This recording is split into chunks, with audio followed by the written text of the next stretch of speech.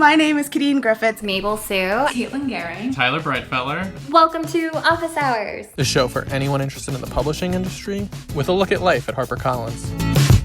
I create really weird listicles and quizzes for books that are really great and hit important topics. I am a children's book editor. I get to work on everything from picture books, chapter books, and young adult books. I am basically a book pitcher. It is my job to intercede with the book and getting it out to the media, hoping that they will cover the book. My role as an associate publisher of Harper Audio, I'm overseeing our entire audio production team. If somebody accidentally misses their train stop because of an audiobook I worked on, that's a success. There are so many books now coming out by so many different types of authors and authors who identify in so many different ways, and being able to be a part of that from the inside and doing everything I can to make sure that those books get into the hands of readers, I think that's a really great thing to say that that's what I do every day. You have Black girls who are getting to live out Cinderella stories, and now little Black girls who are the same age that I was when I first started reading these stories. They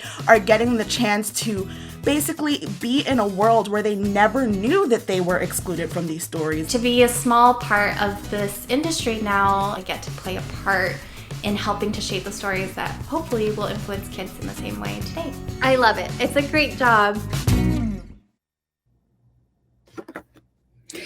Hello, everyone, and welcome to our masterclass. We are so excited to be sharing with you today. I am honored to be with these three brilliant authors. First, I want to introduce my secret book crush, Ibi Zoboi, who is a magnificent fancy MFA who writes things that actually move our souls and our minds in unison. And I'm so excited about her new book, Punching the Air, which you guys can get now, which she has written with the genius, brilliant, legendary Yusef Salaam, who is a criminal reform activist, an author, a poet, just an all-around dope dude, as you can see, with the most brilliant, bright smile and the most light and joy and lit up soul that you ever want to meet. And last but most certainly not least, my partner in writing, Gilly Segal, who is a complete and total badass, a lover of all people, a tender to dogs, and a magnificent mom, and the person who keeps me on track to finish the books that we have to finish. And this masterclass is going to teach you about writing as a political act. And I'm going to turn it over to the queen goddess, Ibi Zoboi.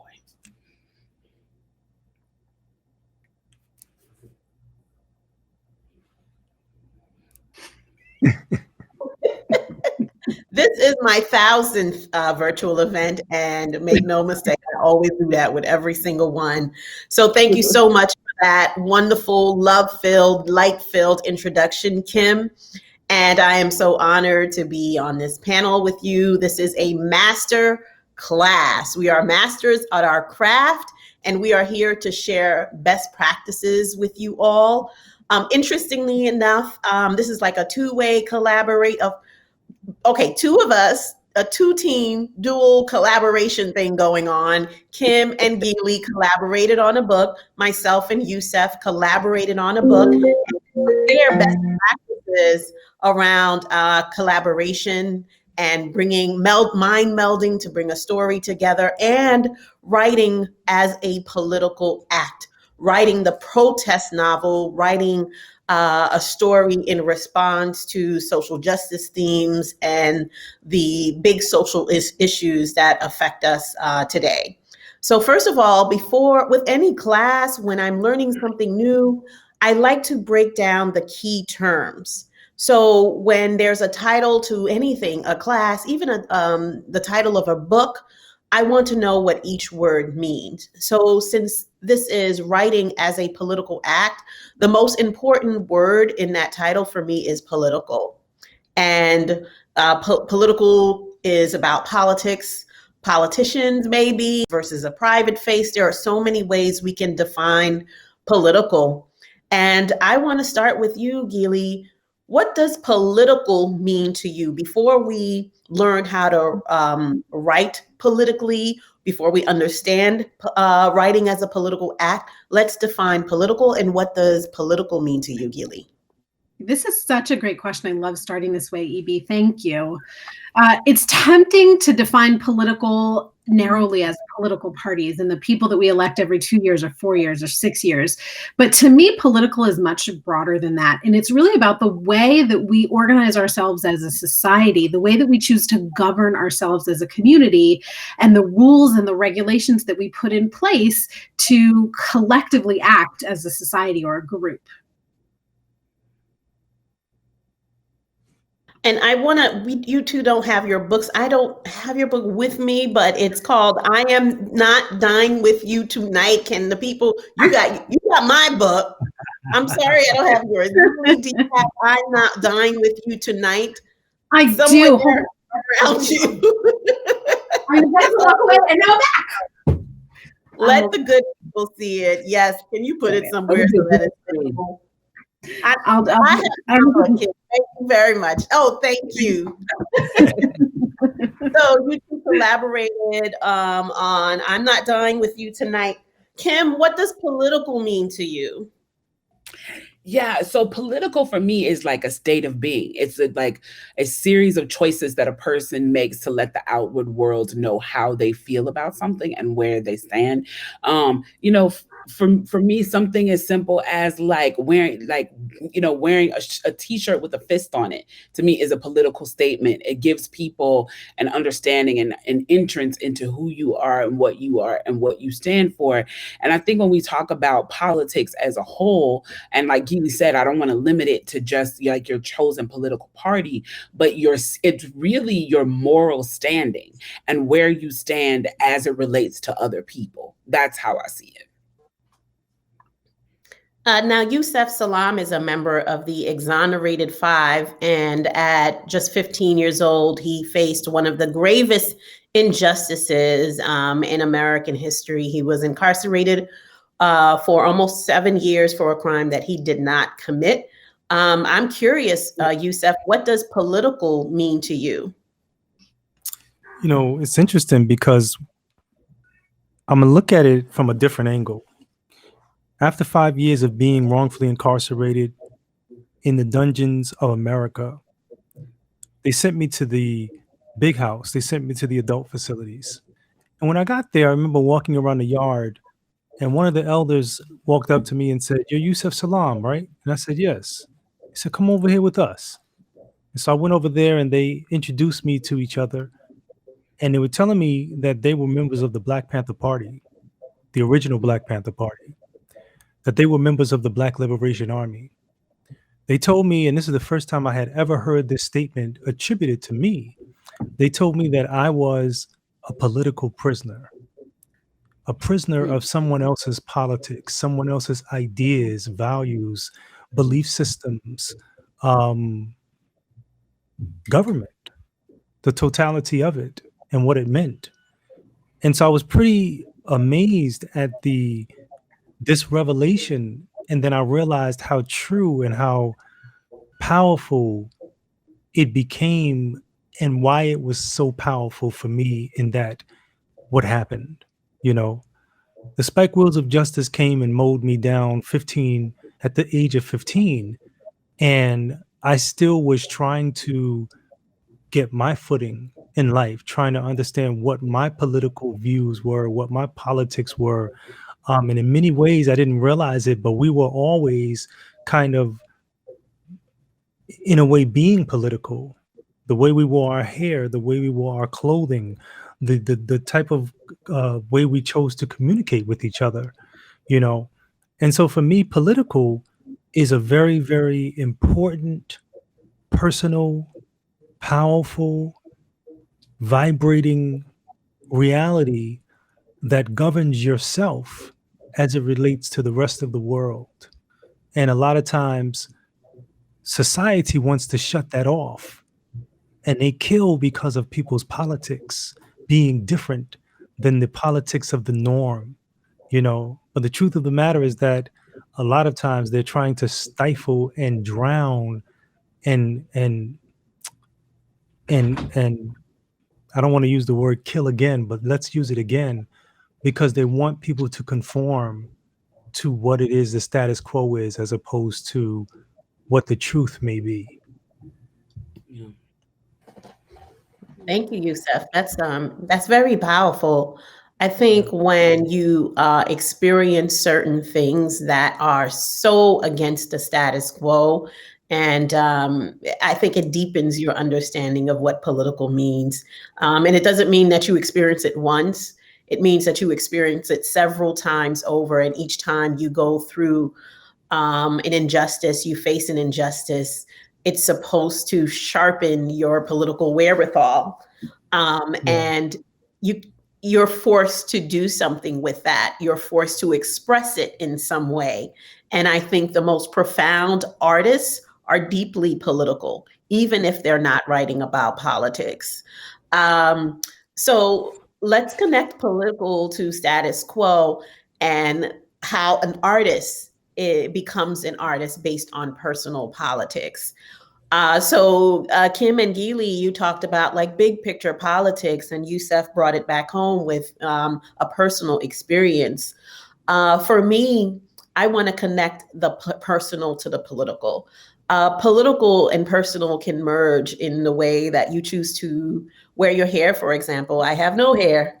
It's a personal decision, and it's also a political position for me to say something about myself and how I view aesthetics. In what ways do you connect the personal to the political? How do you apply, pushing back against the status quo in your personal life so that it begins to filter into your art? What do you think, Kim? In what ways are you expressing your politics through your personal aesthetic or your life choices? I definitely think that one of the things that I do on a frequent basis to express myself is the way in which I use language. I oftentimes, especially in the way in which I write, I like to write in what they call AAVE, which is a term that I personally loathe, because I want people to recognize that the way that the theoretical hood person speaks is cultural, not remedial.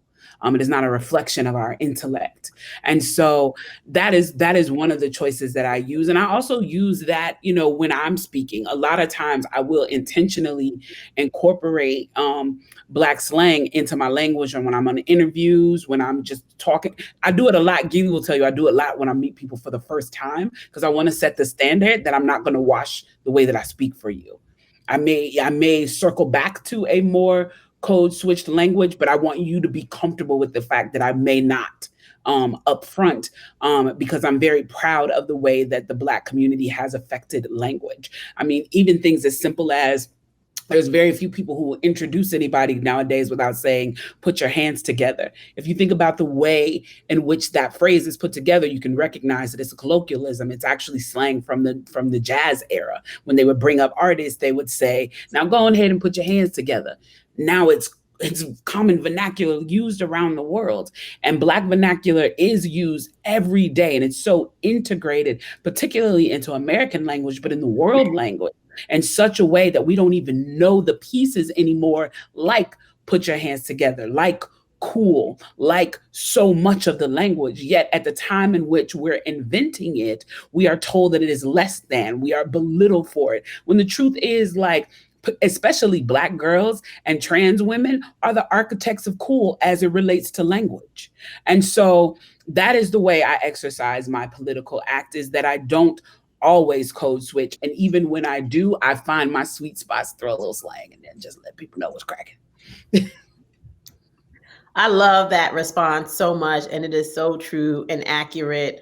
I personally code switch because I think that was drilled into me going to Catholic school in New York City and being an immigrant, being trilingual. But I do write my slang based on the character. I want to take it back to Yusef a little bit in the Central Park 5 jogger case, where I was in the 6th grade. And when I first learned about the case, Roost 2 News and newspaper through the TV news, and the words that journalists used, I think that came from the prosecutor, Yusef, was the word wilding. And you may have heard about that, where they said that these boys were out in the park wilding. And that sort of AAVE, and the educator in me wants to define that for the people in the audience, African American vernacular, which I don't like either. And before that, they used Ebonics, which I loathed even more. But something that we created, like wilding out, right? We're just wilding out. The media weaponized it and turned it into something sinister. So I love that idea. Gilly, in what ways does your personal choices, whether be it lifestyle or aesthetic, reflect your personal politics? Yeah, I think in part it's the stories that we choose to tell and the perspective from which we tell them.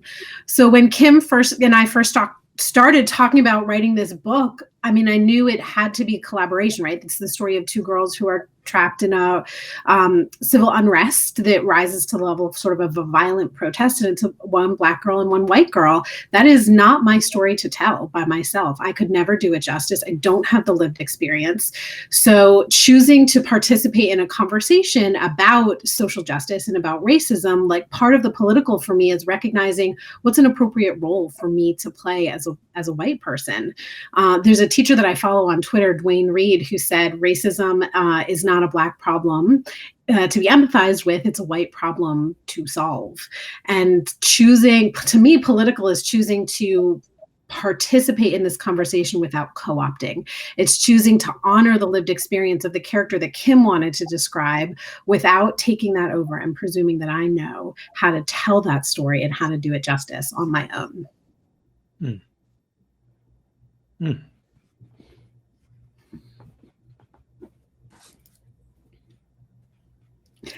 I'm going to keep it on. I say the same thing about my collaboration. I thank you, Gilly. That's what I said, and you didn't hear me. But I want to connect that with my collaboration with Yusef, and that I'm not a man, and nor am I a teen boy. But so that is not my personal story to tell, and I think just collaborating with him can, do that story justice, do that character justice. Now, there's one important, so we're talking about politics and personal politics as adults. Let's talk about our 16-year-old selves, our 17-year-old selves, the same age as our characters. Our character is Amal. Can you tell us the name of your characters? And I'm not dying with you tonight. Who are they? So I predominantly wrote Lena, who is the Black character in the book.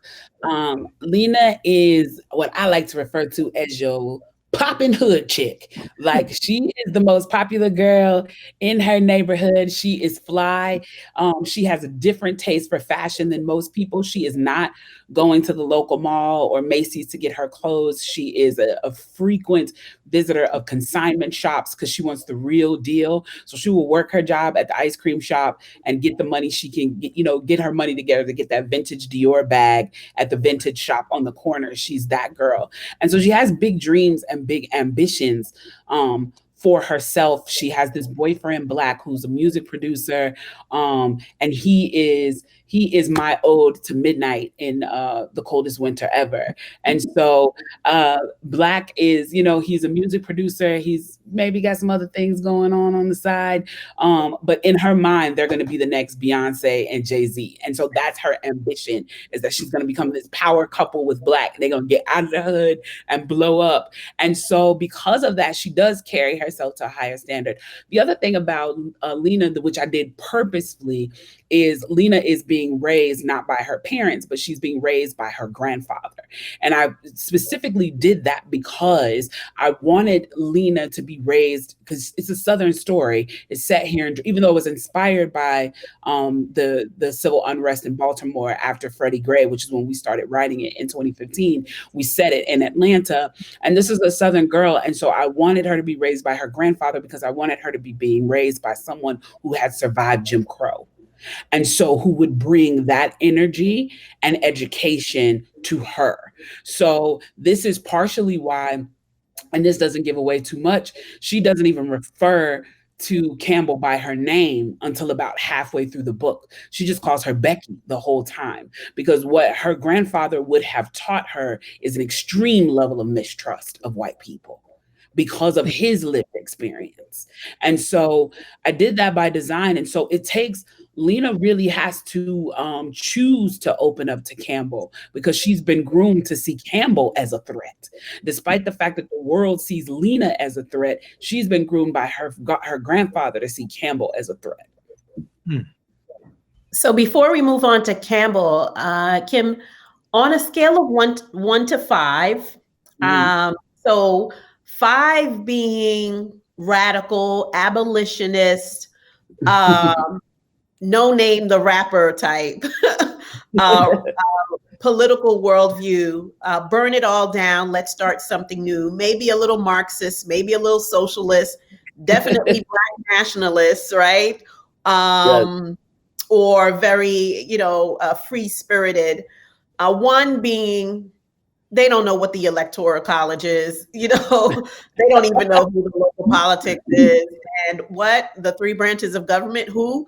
On the scale of 1 through 5, how politically aware is Lena? I will say politically aware, I would say she's probably at a 3 or 4 just because of what Pops would have poured into her. Politically active, though, I would say she is a 1 because despite the fact that Pops has poured all of this information to her, which she uses to draw on over the course of the night as she's having conversations, that's why Lena says so many profound things, because she's able to regurgitate the lessons of Pops. But in terms of her activeness, I'd say she's a 1 because she's a capitalist at her root core. She just wants to be rich. That's all she wants. All right. Cam, can you tell us a little about Campbell, Gilly, and where she stands on the political awareness scale? And I want to just say, focus on awareness. Awareness and activism and acting on that awareness are 2 different things, and we can talk about that a little later. So who is Campbell? Sure. So Campbell is a white girl. She's originally from Haverford, Pennsylvania, which is a predominantly white area outside Philadelphia. And she has recently moved to Atlanta, to this neighborhood where Lena lives in Atlanta, which is predominantly Black. Her parents are divorced. She's moving from living with her mother to living with her father, with whom she has very little to no relationship. And I would say Campbell is an average white girl. And I don't mean that in a sort of insulting fashion. I really mean that to like define her perspective in life. She has a perspective that's informed by the way that she was raised, by the place that she was raised, and is narrow. It's a narrow worldview. She's heavily informed by the stereotypes that she's seen in the media, and by the stereotypes that her father, despite living in a predominantly Black neighborhood, is sort of holding on to himself, at least at the start of the story. She's reflective of the place that I grew up. I'm not Campbell, of course, not an autobiography, but she's reflective of the predominantly white area that I grew up in, and the people that I knew, and the attitudes and the conversations that I heard growing up. I think she's like a -4 on the political scale. In part connecting that back to what I was saying about being like a, sort of a narrow perspective. I think Campbell is the type of person that would say, I don't want to talk about politics, because she can. It's a form of privilege, because for the most part, the politics that we're describing don't have an immediate and direct impact on Campbell's life until she moves to this new neighborhood, except for one small area. The other thing that we did with these 2 girls is Campbell is socioeconomically disadvantaged, right? She's less socioeconomically secure than Lena is, in fact. And that's the one place that I would say she's sort of edging toward a 0 or a 1 on the scale of politics, because she understands what it means to be poor and to not have enough money to get through. She can't call an Uber to get them home because she and her dad don't have a credit card that would work. So I ask these questions because when we're writing our novels, we are putting so much thought into who the characters are. We are not writing nonfiction, even if we're writing a political novel where it's not all based on facts. It is inspired by social justice issues. It is about certain social justice issues, but you need your characters to carry out that idea throughout the novel. You need the characters to have a certain agenda, to have a certain political worldview, so that young readers can connect to the social justice issue through the characters. And part of writing a sort of social justice or political novel is taking that character through the motions. And I know for a fact that where your character starts at -4, at some point throughout the novel, they grow an inch closer to that 5, right? That's what happens with Campbell, right? Interacting. I hope you did that. Yeah. So I want to bring it back to Yusef. In Punching the Air, Amal is 16 years old when he gets into a fight with a white boy in a gentrifying neighborhood. However, the punch that lands the boy into a coma is not the punch that Amal throws. So he is basically convicted of a crime that he did not commit, very much like Yusef was convicted of a crime that he did not commit. The character Amal is incredibly politically aware. I want to say a 4. We want to give him that inch to grow throughout the novel. He has that political awareness, but he doesn't become more political. He becomes something else. And that character is based on Yusef as a 16-year-old boy. Now, Yusef, at 15 and 16, on a scale of 1 to 5, how political were you as a teenager when you experienced that grave injustice? I would say I was probably between a 3 and a 4. It was one of those things where you were trying to describe and really define what it was that was going on, because it was so strange and so different. Even though you understood what it was, but you were like, "Oh, this can't be right." You keep looking at it and trying to understand it from different angles, and you're like, "No, there's got to be something's got to be wrong here." And then you find out that this is the politics that's being pushed against you, that's creating your space in the world, which is really in the margins of society, no longer allowing you to dream that impossible dream, become a part of the American ideal of what it is, but really waking up to the American nightmare, and that kind of oppression and oppressive reality being your new norm, and you being told, this is okay. You'll learn to live with it. Nobody should have to live with that kind of oppression. So when you fight back in such a way where you rise above it, but you no longer just rise above it. You get out of the gravitational pull of the totality of everything trying to capture and hold you down into that realm.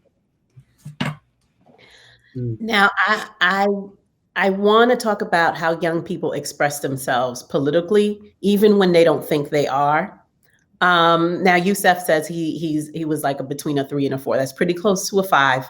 And growing up in New York City, and I grew up in New York City too, you can't help but to be political because there was so much happening in the news.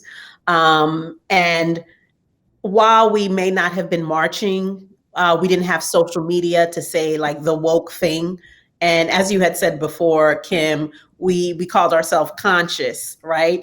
When Yusef and I started working on the book, he said he's Black Medallion, no gold. And I was like, me too. And Black Medallion, no gold was like a dichotomy in hip hop where it was conscious hip hop, political hip hop versus materialistic hip hop.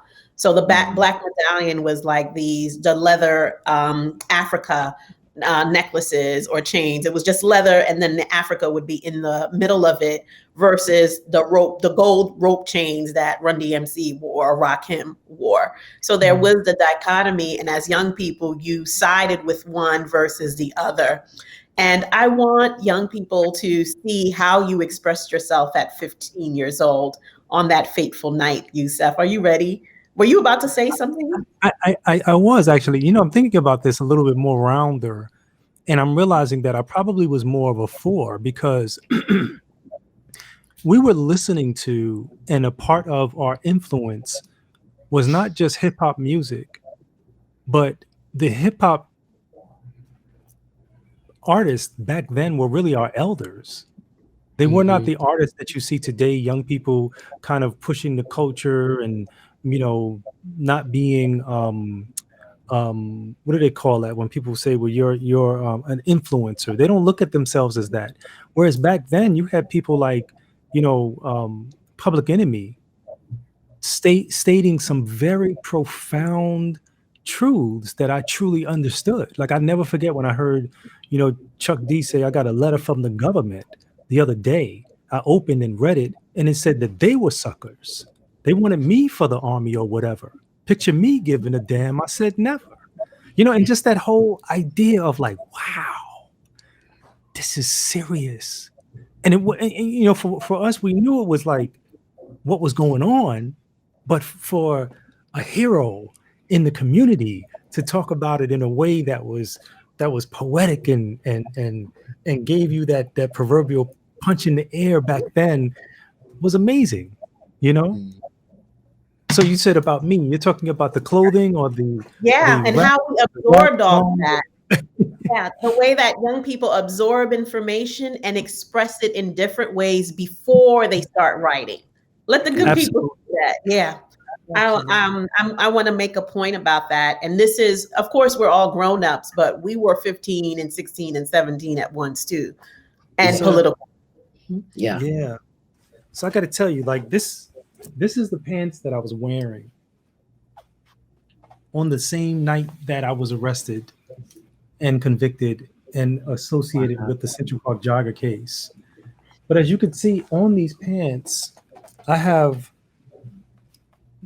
depictions of Bob Marley. I have Knock 'em Out the Box, Doc. I choose to be fine in 1989 as opposed to being a victim. On the one hand, it's about, of course, your understanding of trying to be handsome as a young person, but then also realizing that I choose to be fine in 1989, having a dual meaning where I'm choosing to be okay. I'm choosing to be happy as opposed to being upset and sad. All of this was the way I expressed myself, and this is the way I wore my clothes, back in 1989, as a form of just my political expression, and yeah. So and the thing is, I think young people and we as young people absorbed our politics through the media. And we make sense of it in how other people are sharing that with us. And like Yusef said, the people who pushed the boundaries for us were our elders, and it wasn't necessarily our peers. And I think young people now, their peers are pushing the boundaries. Yusef, you did this to your clothes, but while you were not writing a novel, you were also a writer and poet. And when I ran into Yusef 3 years ago, and when we decided to work on this book together, he showed me his self-published book of poetry. And one of the poems in there that I was floored by, he wrote when he was 16 years old, and he recited it in the courtroom when he got his wrongful conviction. And that long poem was called I Stand Accused. And I want young people to hear, maybe give them about 5 lines of the type of writer, the type of political writer that you were at 16 years old while facing a grave injustice. 5 lines? Let's make it short, Yusef. We want to hear from Gilly and Kim. I got you. So once I found out that we lost trial, that we were not going to be going home, that this was it, that this was the indelible scar that they had seared into us. I remember standing up after being asked if I had anything to say before they sentenced me. And I said yes. And I stood up and I said, I'm not going to sit here at your table and watch you eat and call myself dinner. Sitting here at your table doesn't make me dinner. Just like being here in America doesn't make me an American.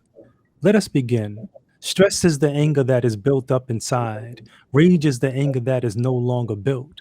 Taking on the sucker that soon you have killed. American free will doesn't mean you can kill. And take another person's life, you live your life trife. I'm a skill builder, so on skills I do build. Creator giving knowledge to this wise black man. Soon to enhance my words across the land. I'm a smooth type of fellow, cool, calm, and mellow. I'm kind of laid back, but now I'm speaking so that you know. I used and abused and even was put on the news without clues. Some gave clues selling out like fools. Now check it. Who did what and who did who in? Put in a situation that you don't know what to do in. Some brothers go wildin', we're not down with them. Who would have thought I'd have to lock in? I stand accused. So that's just the first part, but yeah, you know, So you had like that flow that some of the hip hop artists I recognize. I Got It Made and other, you know, all the other, some Rakim lyrics man. in there. But we absorbed it and remix it and we put it out there. So I think you were about a 5, Yusef, at 16, because I think you were up there, and that sort of political awareness was heightened while you were going through the trial and the false conviction and accusations and all of that. So Gilly, high school Gilly, right? Teenage Gilly. What I know from our brief interactions is that you are an attorney and you served in the army, in the Israeli army, which is pretty badass. That's off to you. And you are a novelist now, and a mom. Gilly, can you tell me what kind of teen were you? How politically aware were you as a teen? And just a little bit, how did you evolve into the political writer that you are now?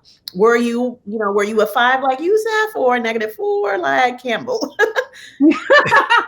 I love that question. No, I don't think I was quite a 5 like Yusef, but I was maybe a 3 or a 4. I'm Jewish and I grew up in a non-Jewish area. And this is not to compete or to compare. I don't do the Oppression Olympics, but what I think it generates in you is empathy, right? So I did have the experience of growing up in a place where I had people use anti-Semitic slurs against me. I had teachers who would tell me, that test that falls on the high holidays, you can't make that up. That's too bad for you. I don't want to compare, right? Because the impact that this had on my life versus others, there's no comparison. But what it did, I think, was raise my awareness that equal isn't equal for everybody, right? Like for all professions of colorblindness and equality in America, not everybody lives that experience, including me to some extent. So I was a pretty politically aware kid, and had to sort of fight for myself to be treated in a way that I wanted to be treated when I was young. And I do think that led me to the choices that I make today as an adult. I also really love that you connected it to Public Enemy and musicians and music and art, because Kim and I talk a lot about, really firmly believe art is a portal. Art is a portal into difficult conversations. And for myself, I hate the word woke because I think white people tend to use it like as a badge of honor. I'm woke and everything I do and say is fine now. But at the first time that I became aware of the talk that Black parents have with their children about how you interact with the police and the risk that you face if you get pulled over, I was an adult. I was a mother, and it happened at a play by a local playwright here in Atlanta who was writing about a diverse group of brownies. And there was a talk back after the show where the cast and the members of the audience got to talk about this. And some members of the audience shared their really personal stories about that. And it is horrifying in retrospect to say I was in my 30s when I became aware of that. It's shameful, but it's the truth. And, that was, I think, the start of my adult journey. And I connect it to my journey as a child, like I said, of recognizing that equal isn't equal for everybody in this country. And I feel a very deep sense of responsibility to work toward change in my own life and in the lives of my children. I feel like I get to preach to 3 people in this world, and they all came out of me, and they're my children.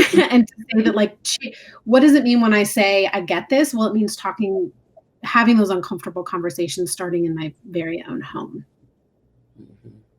Thank you, Gilly. Now, Kim, dope Kim. Now I know you were doing community-based work. Of course, you published I'm Not Dying With You Tonight with Gilly a couple of years ago, but most recently you are really known for your viral video where you were breaking down racism as a game of Monopoly, and you were so incredibly passionate. I remember standing up while you were saying this, and it was the most heartfelt display of love for Black people and rage, and intelligence, wisdom in, like, what was it, 9 minutes or something? 6.5 minutes of just like, you nailed it to the point where, of course, it went viral. You on Trevor Noah. Now, did this happen as you were a grown up, or does this evolve from a very conscious Kim at 15, 16 years old? And were you at number 5 right now? Yeah, so that we're getting level 10 right now. Yeah, I was definitely a 5 at 15. You talk about like musicians, like I didn't listen to anything but X-Clan, Public Enemy, Poor Righteous Teachers. That was like my backdrop of music. And it's funny because the first time that I went viral, or a version of viral, was when I was like 6 years old. I was on the national news, which was the version of viral then, because they wanted to interview my sister, who's older than me, who was a teenager at the time. I may have been a little older than 6. I think I'm about 8. But they wanted to interview my sister because they wanted a young person's perspective on what was going on with President Reagan. And my sister was too shy to talk. And I grabbed the microphone from the newscaster and was like, I have a lot to say about what's going on with Iran and the Iran-Contra and lots of things. And relatives were calling my mother from all over the country, like, did you just see your baby on the national news cussing out the president? Your 8-year-old just cussed out the president. So that's always been the first line of my speech. In that video is a line that I took from Reverend Willie T. Barrow, who she is. We have since lost her, but she was the president of Rainbow Coalition. And so I think our session. I guess you can keep going. I hope they're not cutting us off, but go ahead. To make a long story short, I went to after school programs at the DuSable Museum, Rainbow Push, the Ebony Theater Association. My mother expressed activism in her own way. I wore my hair natural from 8th grade when it wasn't cool to wear your hair natural. I was a medallion girl. I even wore a clock like Flavor Flav for most of high school. So yeah, I was a disruptor from out the gate. Love it. We are made of the same stuff, Kim. Thank you all. Listen, hey, so we talked about our personal experiences. We talked about our characters. I think that is the best how-to that you can get. I'm not a fan of telling people what to do. I'm a fan of living it so people can see how we're doing it. And so it's more like, watch what I do, not what I say, right? And we all have done it. We are doing it. And I think that is the best lesson that we can impart onto young people. Read our books, pay attention to how our characters grow over the course of the story to see how they go from less political to more political and how they grapple with social justice issues. But more importantly, learn how authors grapple and interact with social justice issues. You can have somebody who is a -4 like Campbell writing a social justice book and it just falls flat. Pay attention to who we are and how we interact with our readers and how we interact with the books that we write. And I think that is the best lesson. Watch what we do. Watch what we do. I hope this masterclass was fruitful. Thank you all. This was too short of a conversation. I wish we could go on. Thank you to everyone who attended, and thank you to YALLFest and YALLWrite for having us. This was too short. Yes, it was. Yes, it was. I think any last words? Is this it? Yep. Are we still on air?